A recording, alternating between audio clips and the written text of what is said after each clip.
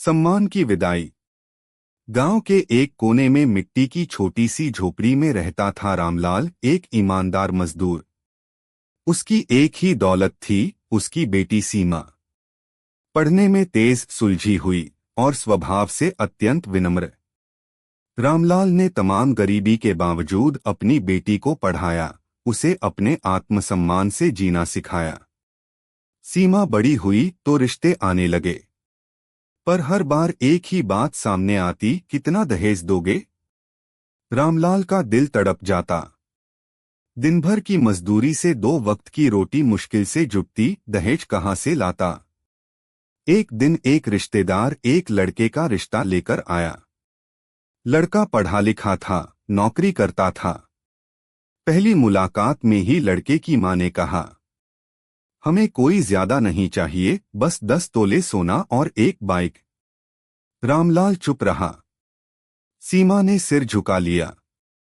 रात को बेटी के आंसू देख रामलाल की छाती फटने को हुई। पर सीमा ने कहा, पिताजी, अगर कोई मेरा मोल लगाकर रिश्ता जोड़ना चाहता है तो वह रिश्ता कभी सच्चा नहीं हो सकता। रामलाल ने फैसला किया, दहेज नहीं देंगे। चाहे शादी टल जाए, पर बेटी को बेइज्जती नहीं झेलने देंगे। बहुत ठोकरें खाईं, ताने सुने, रिश्तेदारों ने भी मुंह मोड़ लिया। गांव वालों ने कहा, ऐसे तो बेटी कुंवारी रह जाएगी।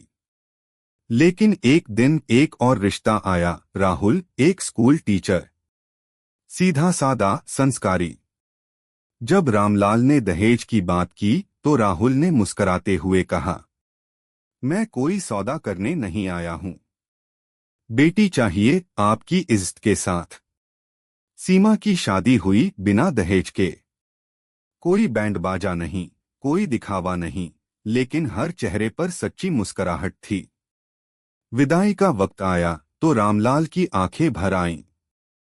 उसने सीमा का हाथ पकड़कर कहा, बेटी, आज तू दहेज नहीं, सम्मान लेकर जा रही है। सीमा ने पिता के पांव छुए और कहा, आपने जो दिया वो किसी दहेज से कम नहीं, पापा। गांव में ये पहली शादी थी जहां दहेज नहीं दिया गया, और फिर धीरे धीरे लोग जागने लगे। अंतिम भाव। यह कहानी सिर्फ सीमा की नहीं, हर उस बेटी की है जो अपने स्वाभिमान और इज्जत के साथ जीना चाहती है। और हर उस पिता की जो समाज के डर से नहीं, अपनी बेटी की खुशियों के लिए खड़ा होता है।